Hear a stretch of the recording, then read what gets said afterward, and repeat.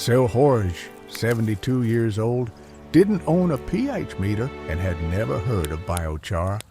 He just noticed that the soot from his neighbor's wood-fired pizza oven made the soil under his tomatoes smell different than the dirt where nothing grew. He scooped up a handful, mixed it into the top of a single bed, and waited. That bed produced 3 times more fruit than the rest of his garden.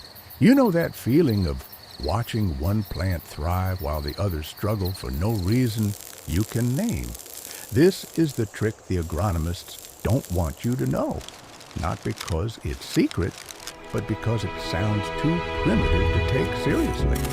Charcoal, not the chemical soap Briquettes from your barbecue bag. Real charcoal, the stuff made from burned wood, the same porous black material that Amazonian tribes use to turn lifeless oxysol into fertile terra preta. The Cornell study from 2019 measured its effect. Soils amended with charcoal held 40% more water and lost 50% less fertilizer to rain. Sir Jorge didn't know any of that. He just saw that the bed with the soot never dried out as fast. But here's the trap. Have you ever buried a lump of charcoal whole right next to a seedling and watched it shrink? That's because raw charcoal acts like a nutrient vacuum. It pulls calcium, nitrogen, and potassium into its porous structure before the plant roots can reach them. The University of California study found that uncharged charcoal can actually stunt plant growth for up to a full growing cycle. The same material that can make a tomato canopy double in density can also suck the life out of your bed if you skip one critical step. You feel that sting of recognition, that moment when a simple fix reveals a hidden edge. Subscribe now so you don't walk into that same trap when you test this yourself. Drop the word vacuum in the comments if you've ever watched a plant shrivel for a reason you couldn't name. That step is called charging. You cannot just dig a hole and throw charcoal in. You have to soak the charcoal in a nitrogen-rich liquid for at least 3 days. Compost tea, diluted manure, even leftover fish tank water. Think of it as feeding the sponge before you put it to work.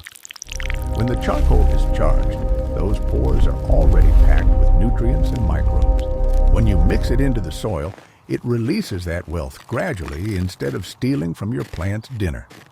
The university plots treated with this method produced up to 880% more than the control beds using synthetic fertilizers. That is not a typo.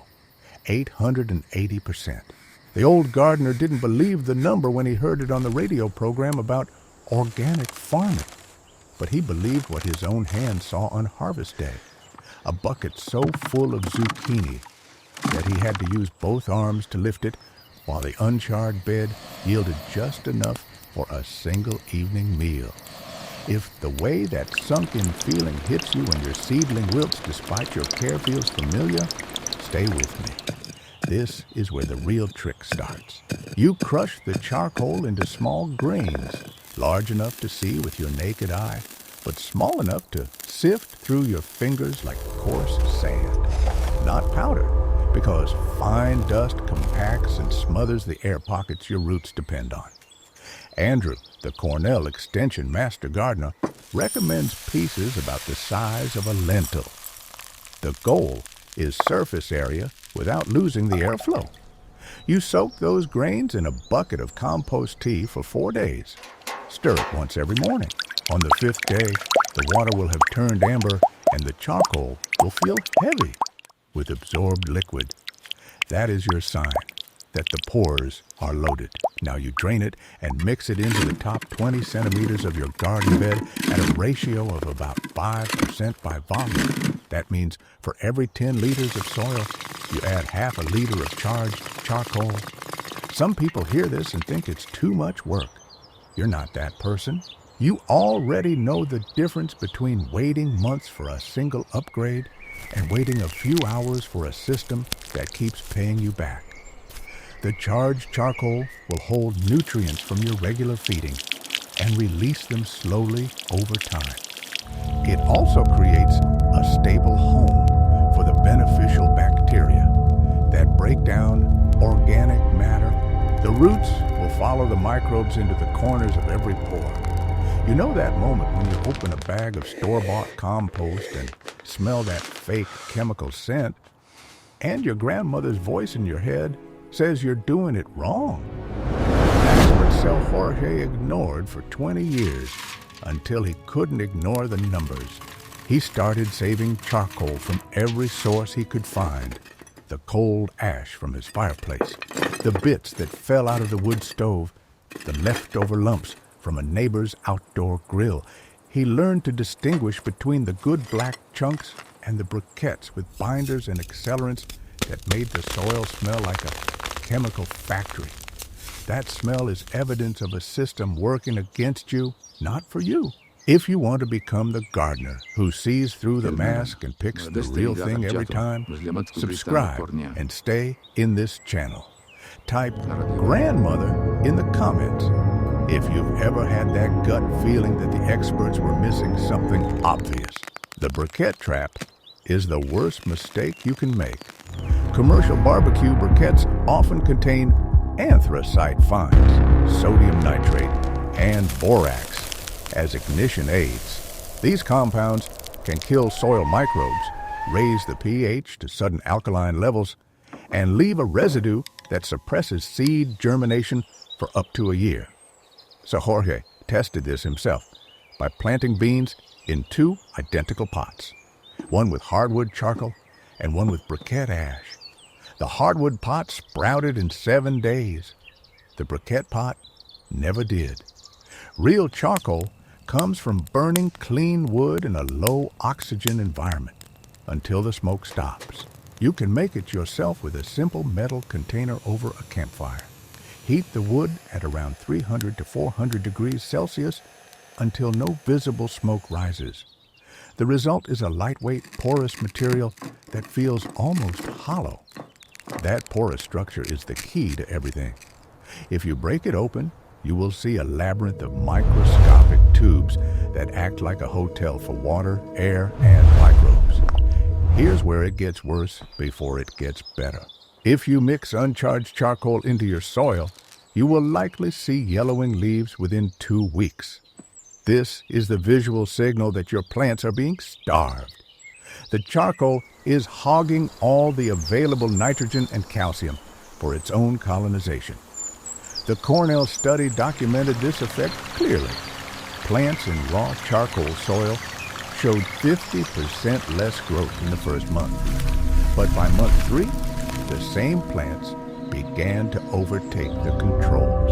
The charcoal had finally reached equilibrium, releasing the nutrients it had stored. So Jorge didn't understand the chemistry, but he understood the pattern. He started preparing his charcoal in the fall, letting it sit in a bucket of diluted urine and rainwater all winter. By spring, the charcoal was blacker and heavier than when he added it. When he mixed it into the soil during planting season, the leaves did not yellow. They doubled in size within 10 days. The neighbor who had laughed at his soot experiment this big stopped in my entire laughing life. when she saw the size of his first cucumber. The most shocking part of this story is not the yield. The most shocking part is that we had this knowledge all along. The indigenous farmers of the Amazon basin created terra preta thousands of years ago by burying charcoal, bones, and organic waste in their fields. That soil still grows plants today, centuries later, because the charcoal holds carbon and nutrients in a stable form that does not wash away.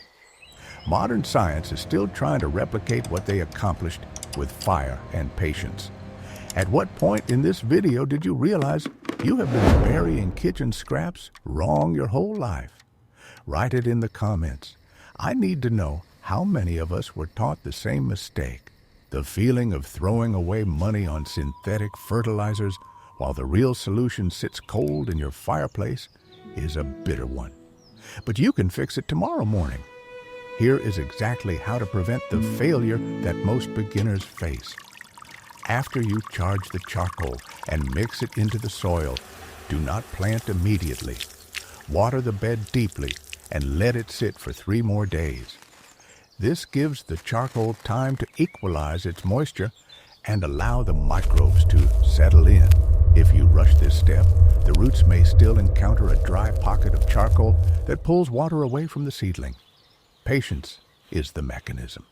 You just uncovered the one variable that separates a thriving bed from a stalled one.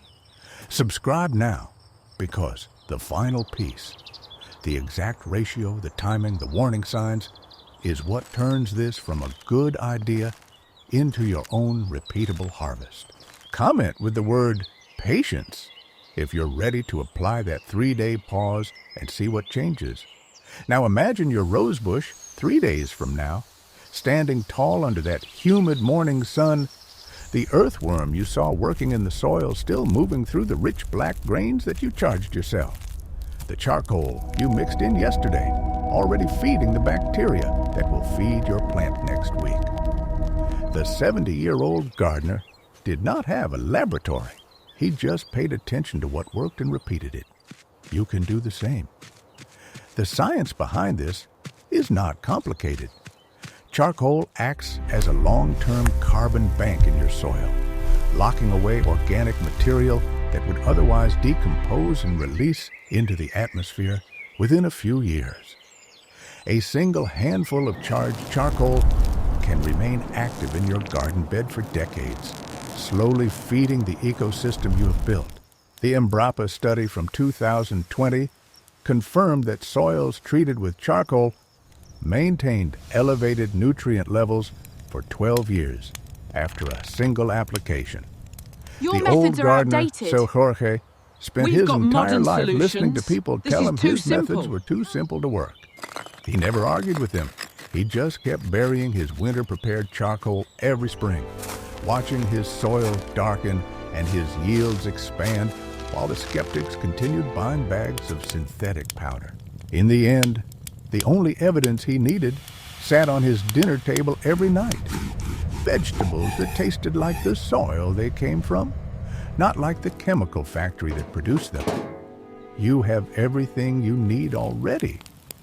The wood scraps from last winter's fire, the metal container in your shed, the patience to soak grains in a bucket until they turn black and heavy. No special tools, no expensive courses, no secret ingredient from a distant continent. Just fire, water, and the willingness to wait 3 days longer than everyone else. That is the real secret.